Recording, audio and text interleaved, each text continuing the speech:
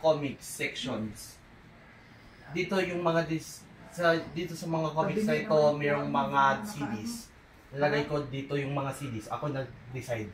Tapos dito yung mga Funko Pops. Tapos ito yung isang super robot na si Getter Robo. Ito din yung poster ni SPD, also known as Mecha Ranger. Ito din yung Death Star. Tapos ito si Dairagger, also known as Vehicle Voltron. Voltes 5 na Piggy Bank. The Power Dome, Iron Man. Tapos ito yung kay Daddy, yung Super Sentai. Tapos yung mga character dito na dito sa akin, ako nagbili. Ako nagbili niyan. Yung Ultraman, yung The Legend, the Earth type Ultraman, ako nagbili. Yung Kamen Rider, ako nagbili. Bakit ano yung kuha na yan? What is that signage there? Ay, kasi si Hira kasi naghahawak palagi ng laruan ko. Tapos yung mga Transformers, ito yung kay Daddy, siya nagbili. Ito kaya kay Daddy pero birthday present niya sa akin. Tapos ako nabili kay Devastator, ako nagbili kay Leo Kaiser. How much is that? Somewhere around 200 or 150. Tapos ito, 3D models ko. Nahanap ko sa websites. Magkano it's? How much it's? Walang price yan. Free yun. Huh? Bakit naging free? Free yung website eh. Download lang. Oh. Tapos ito, merong mga bad guys ng mga Super Sentai Power Rangers. Or Kamen Rider din. If I remove these leader type villains, makikita din yung sa kadamihan. Natakpan ko yung mga isang villain group ko na paborito ko, yung Delzar Army. From the printed, 3D printer. Ito, tapos yung Delzar Army, tapos ito. Yung robot na si Gray, the dimensional twisted na green na black na si Cliptor, yung blue girl na robot na si Metal Alice, yung thief na may eyes na si Zamigo Delma. Yan yung tanging characters na 3D model. Even these Decepticon pretenders. About the rest? Some galing kay Daddy eh. Some I guess from Taro Hobbies, some from online, or some from other websites. Yung website, di ba binibili din yun?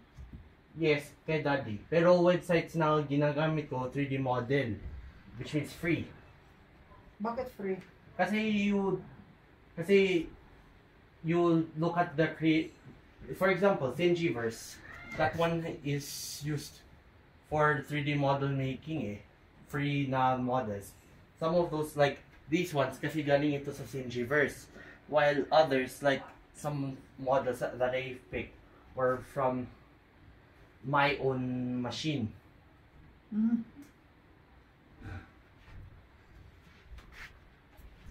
Di ba sa store din yung binibili mga yan? Yes. Kung lucky kami. Si Daddy, ito, alam ko galing sa Taro Hobbies eh. Walang bayad? Bayad. Expensive daw, sabi ni Daddy. Oh. Mostly around 4,000, 3,200, 2,000 or 1,000. Or more, pero mainly 2,000 or 1,000. So ano gagawin sa mga laruan na yan? Hindi ko alam sa kanya pero sa akin gusto ko magawa ng museum. Wow, museum. Kasi nawawala na yung touch ng Super Sentai eh. Pati rin yung Kamen Rider. Nawawala yung touch nila. Malapit na, hindi na sila trendy. Ano ibig sabihin, wala sa uso? Yes.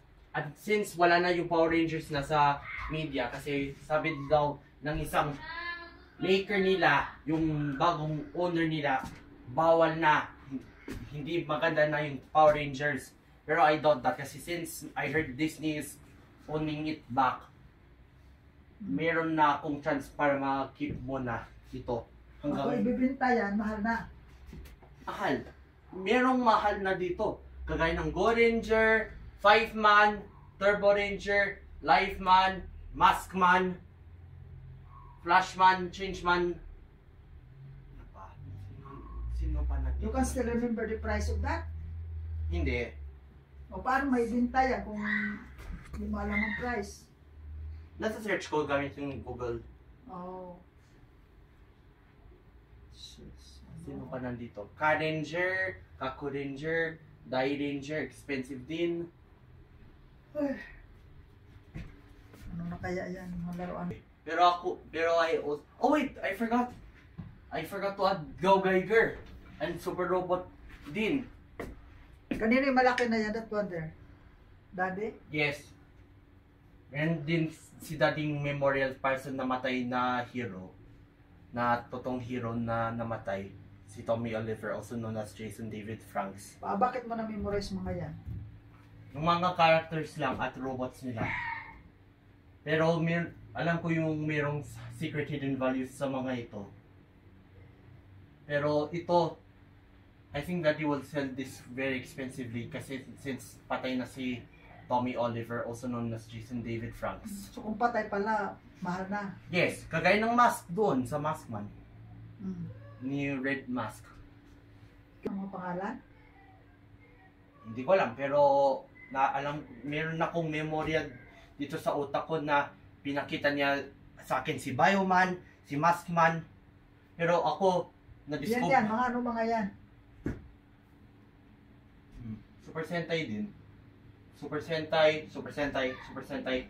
Pero ito, Super Robot. Ano pa naman? Isang hero na nagtatalo sa mga kalaban na demonyo.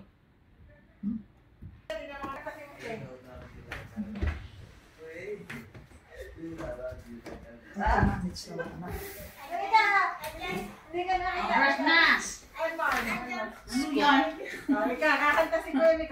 Nahihilo na ako sa mga laruan na yan, mga robot-robot. Lola, you might have remembered din si Ay, nako. Shot, di ba? Si Ninja Robot. Pwede na itong gawing mga museum itong bahay nyo. Ay, ewan ko kay Kuya Jim. Diyos ko. Ano ba yan? Yan ang plano nila. 1, 2, 3. Kanta ka muna. 1, 2, 3. Wait, why does... Wait, no one said you fought? Yes, kanta ka na. 1, 2, 3. Wait. They don't love you like I love you. They don't love you like I love you.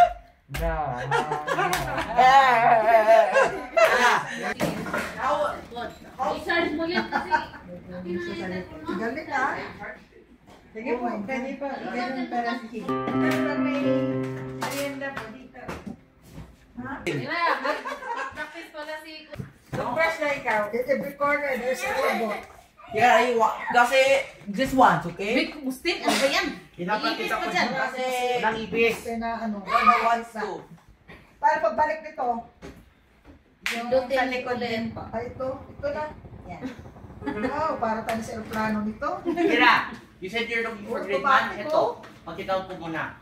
Lola, this is Kaya Gridman. po yung ayaw bitawan ni Jimar to. Paborito ni Hira. Ha? Paborito ni Hira ito, si Gridman. Oo, ang dami pa pala na sa karton. Ito yung mga kalaban ni... Ito na yung kalaban ni Ultraman. Lahat Ano dito. yan? Hindi wala nang paglagyan. Ano, May- Jane? Magtayo ka na dito na kung mo ng ano sa Yung Suboraya Production Toys. Ultraman, Guyford, sino pa? Hira, give me Gridman. Naku, Tapos pag ilipat mo Gridman. yan, Diyos ko, kadami-daming Gridman. Alam ko kasi ito eh. May trending na kasi si Gridman eh. Tapos Sing mo yung Gridman, Hira. wait. Gridman, baby, dance. Saan ka hirap dyan? Singit mo na, Hira.